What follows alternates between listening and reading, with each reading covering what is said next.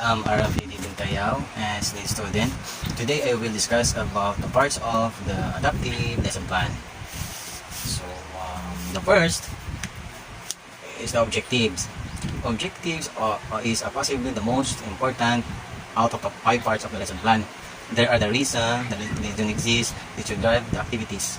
It is realistically the first thing a teacher should do, giving the whole lesson in statement of the purpose.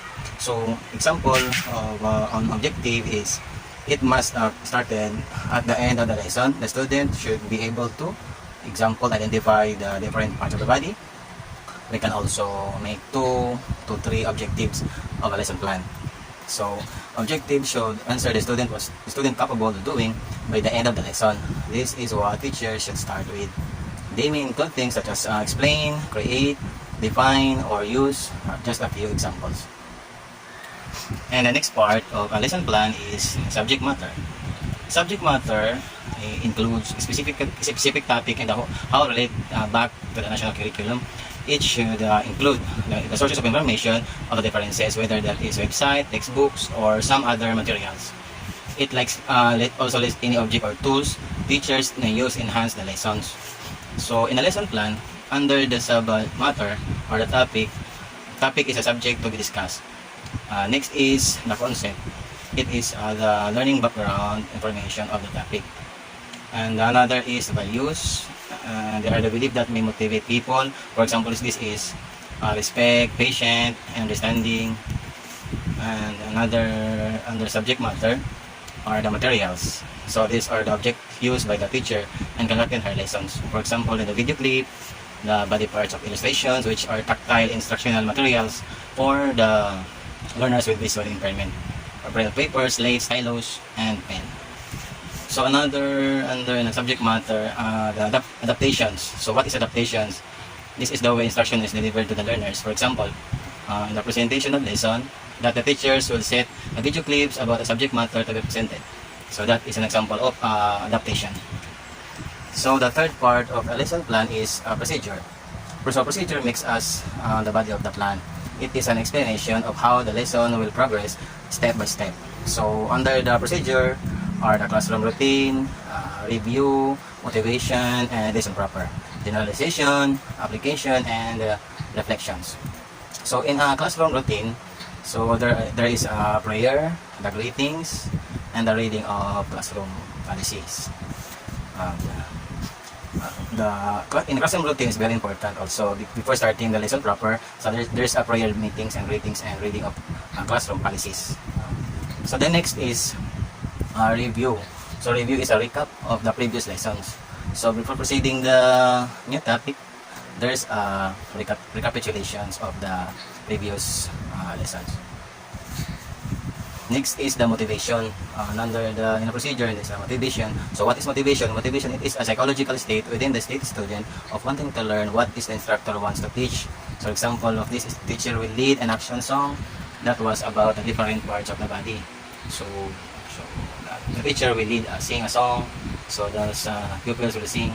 And after singing, the teacher will let them point and tell it the parts, the name of the parts of the body. So the next part is the lesson proper. Under the procedure of a lesson proper, this is the content of the lesson. So the teacher will introduce the subject matter and like through video clips or showing something instructional materials of that was connected in the lesson. So another is generalization. So generalization is where teachers weigh up how will children understand what they've been in that lesson. So in generalization, teacher will ask the pupil to explain what they have to understand about the discussion or the activities that they have done. Another is the application. So in application, there are activities that help learners apply the learning to a new situation or context beyond the lesson and connect it to their own lives. So the teacher will ask the pupils, like example, to write down and what they have understood in the lesson. Like for example, what are the 5 parts of the body, a function of each part. So next is reflection. So it is an opportunity for students to pause and assess what they think they have learned in the lesson on a series of lessons. So for example of this is in my lesson plan, my reflection is the teacher will call random student to share something they have learned and realized from the discussion and activities. So through that, through reflection, the teacher will also realize that the student have learned something from their topic. And let's go to the fourth part of the lesson plan, which is assessment. So assessment is the testing for understanding during the lesson. You will know if your student are making the right connection as you are teaching. For example, in my lesson plan, I put an assessment, collect at least 10 pictures showing the proper ways of keeping of yourself clean or taking care of your body parts. So paste it in a long bound paper and label it. This is an activity about the lesson, and the teacher taught to the student. So the last part is the assignment. So in the assignment, component of a plan is made up of the questions, exercises, and set of practice specified by the teacher, including the specific questions. So same as the assignment. So there's some activities that was conducted by the teacher to the student. For example of this is draw the most part of the body, the most favorite part of the body in a sheet of paper, then color it. That is the assignment. And of course, in a lesson plan, especially for learners with special needs, there's always a presence level of performance, or the PLOP. So what is PLOP? It describes child's current abilities, skills and weaknesses, and strength. So academically, so socially, and physically. It explains how learning differences affect your child's ability to learn the general education curriculum. It also explains how your child handle academic subject and everyday function and activities. And in my lesson plan, I use learners with visual impairment. So usually the PLP will learning with in visual impairment is learning with disability in subjects such as reading and writing, and also counting abacus. Their ability in reading and writing enable them to better learning. So they have difficulties in completing the task based on the deadlines. If a teacher has learners with visual impairment, the teacher must always prepare braille materials, braille writing materials, and also braille reading handouts for the student to learn and understand the topic.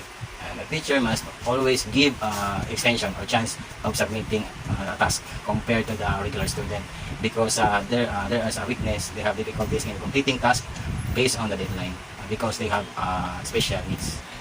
So usually I have here instructional materials used for the learners with visual impairment. Since my topic in my lesson plan is the different parts of the body, so the better instructional materials for learners with visual impairment is a picture was embossed, which the body parts can be identified through touching. So they are tactile materials, and even how they can identify that these are the objective of touch are the parts of the body. So even they cannot see, so they can still relate the lesson by touching the instructional materials. So that is all about my parts of the adaptive lesson plan based on the lesson plan I made. Thank you so much, and more power.